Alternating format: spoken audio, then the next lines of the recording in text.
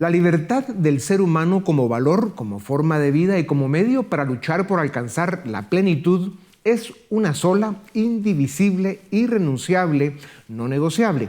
Los pueblos que han permitido que les roben su libertad son hoy súbditos y víctimas de dictaduras. La primera libertad que perdieron fue la libertad de expresión. Y los pueblos que están permitiendo este atropello de gobiernos autoritarios que pongan sus barbas en remojo. Para conversar sobre la importancia que tiene la libertad de expresión como valor para preservar la democracia, la división de poderes, el Estado de Derecho y el mismo libre mercado para que la economía funcione, tengo el gusto de presentarles a Manuel Llamas, licenciado en Ciencias Políticas con un máster en Economía y otro en Periodismo. Es analista del Instituto Juan de Mariana y del Libre Mercado en España. Manuel, bienvenido a Razón de Estado. En el mundo libre de hoy, en lo que respecta a la libertad de expresión, donde casi todo se vale y todo se puede, gracias a las redes sociales, la desinformación y las noticias falsas se mueven como el fuego en gasolina, sin control y sin vergüenza. ¿Se debería poner límites a ese tipo de libertad de expresión? ¿Existen límites aceptables? ¿O es mejor pagar el costo de la desinformación y las fake news por ser un mal menor a la censura?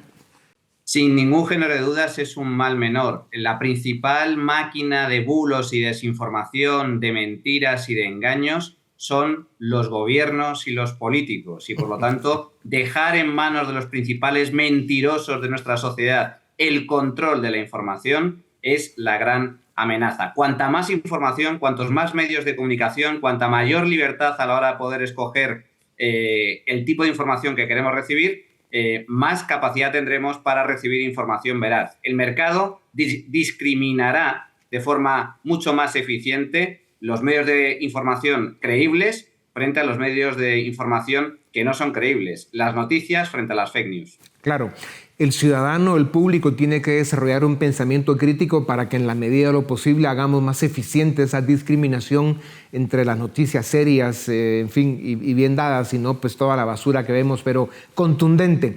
Manuel, en este mundo tan enredado en que vivimos, también se usa la libertad de expresión para desinformar y manipular incautos, distraídos e ignorantes, un poco en esta línea. Cuando ya los tienen atrapados, les quitan su libertad. Ahí están Cuba, Nicaragua y Venezuela en América Latina y otros que van por mal camino. Son los pueblos los que deben educarse, como decía, y desarrollar un pensamiento crítico para evitar caer en las trampas de los lobos con piel de oveja.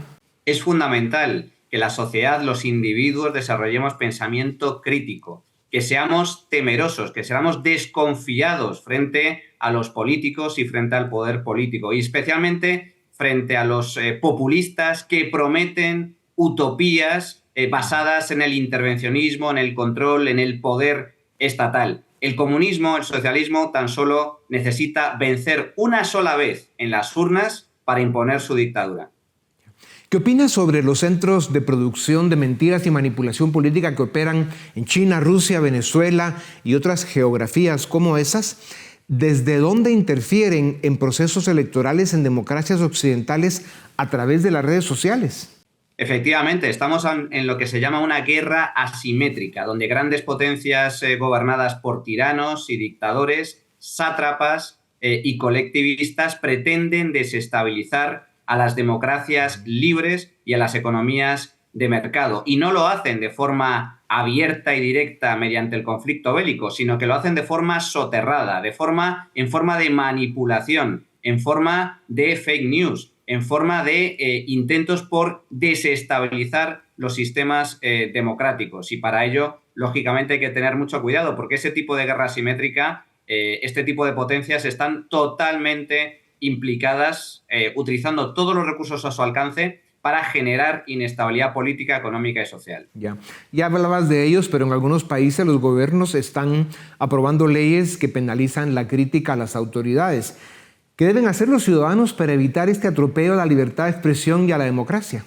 Estamos ante un riesgo muy grave, como pocas veces en la historia reciente, hacia que las democracias occidentales, las democracias liberales, viren hacia autocracias. Y uno de los principales pilares de cualquier democracia liberal es la libertad de expresión y la libertad de prensa. Cualquier intento por parte de cualquier gobierno o Estado por limitar la libertad de expresión y la libertad de prensa, es decir, por implantar la censura, es un ataque directo a la libertad individual y a la democracia. En las democracias son los medios de comunicación los que controlan al poder político. En las dictaduras son los gobiernos los que controlan los medios de comunicación.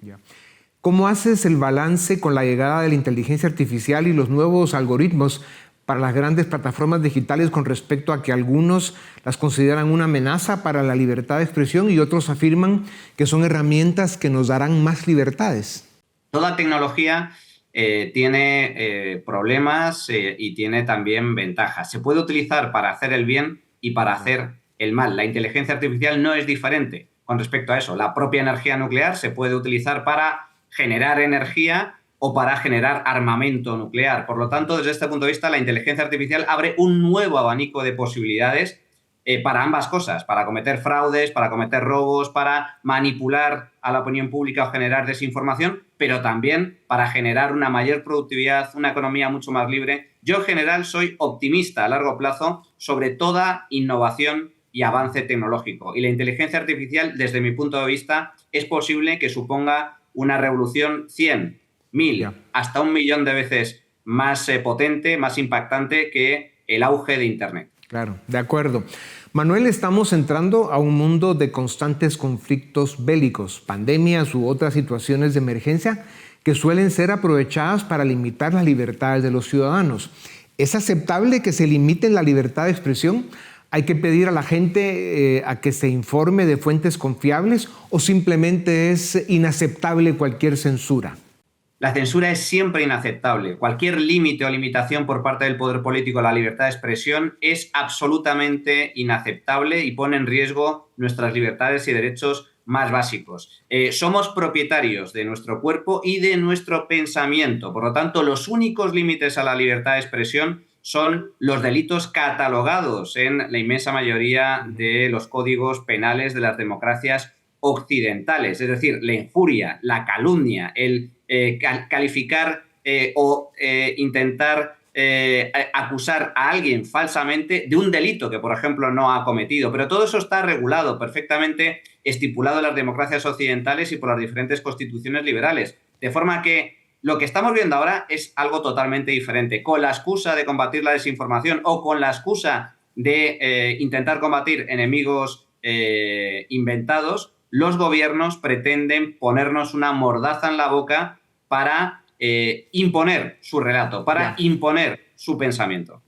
Para concluir, Manuel, con el avance de la inteligencia artificial en la generación de contenido como deepfakes y textos automatizados, ¿cambia el concepto tradicional de libertad de expresión? Brevemente. Sí, es posible que con el auge de la inteligencia artificial vamos a ver cosas que no podíamos prever, pero también creo que habrá desarrollo de la inteligencia artificial para identificar en la medida de lo posible esas fake news, esa desinformación. Es decir, que al igual que habrá aplicaciones para hacer el mal, la inteligencia artificial también nos permitirá desarrollar aplicaciones y herramientas para hacer el bien. Querido Manuel, has respondido preguntas de las más complicadas que hemos planteado desde esta tribuna, además en pocos segundos y de forma contundente. Muchas gracias por tu tiempo. El mundo te necesita en todas las mesas de discusión sobre estos temas complicados que tienen que ver con la defensa del valor más grande que los cielos dieron a la especie humana, la libertad. Gracias por tu tiempo. A ustedes también gracias por acompañarnos una vez más. Esto es Razón de Estado.